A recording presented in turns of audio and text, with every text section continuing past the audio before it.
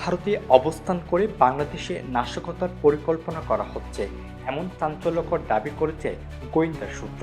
তাদের দাবি, পলাতক শেখ হাসিনাকে ঘিরে দিল্লিতে একাধিক বৈঠকে সম্ভাব্য অস্থিতিশীলতার পরিকল্পনা করা হয়েছে।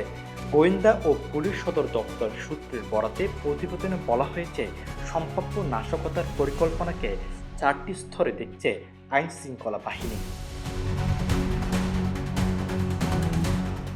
প্রথমত, নিষিদ্ধ আওয়ামী লীগ ও ছাত্রলীগের কর্মীদের ছোট ছোট দলে ভাগ করে ককটেল বিস্ফোরণ, যানবাহন ভাঙচুর ও অগ্নিসংযোগের আশঙ্কা করা হচ্ছে।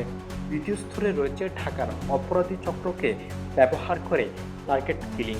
তৃতীয় স্তরে উগ্রবাদী তরুণদের ব্যবহার করে বোমা হামলা বা বিস্ফোরণের আশঙ্কা, এবং চতুর্থ স্তরে বিভিন্ন পেশাজীবী ও শিক্ষক সংগঠনের দাবি দাবার আন্দোলনকে বড় সরকার বিরোধী কর্মসূচিতে রূপ দেওয়ার চেষ্টার কথা বলা হয়েছে।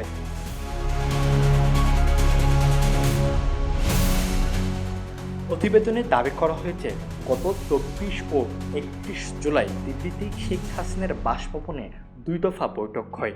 এইসব বৈঠকে আওয়ামী লীগের পলাতক নেতা, সাবেক কাউন্সিলর সহ 22 জন অংশ নেন বলে গোয়েন্দা প্রতিবেদনে উল্লেখ করা হয়েছে।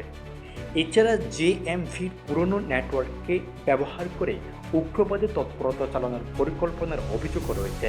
তবে এইসব দাবির স্বাধীন কোনো প্রমাণ প্রতিবেদনে উপস্থাপন করা হয়নি। পাবলিক বিশ্ববিদ্যালয়গুলোর ক্যাম্পাস নিয়েও রয়েছে উদ্বেগ। ছাত্রদল ও ছাত্র শিবিরের সংঘাতকে কাজে লাগিয়ে তৃতীয় কোনো পক্ষ সহিংসতা উস্কে দিতে পারে বলে আশঙ্কা করছে গোয়েন্দারা। এদিকে সম্ভাব্য নাশকতা ঠেকাতে আইনশৃঙ্খলা বাহিনীকে সতর্ক থাকার নির্দেশ দেওয়া হয়েছে।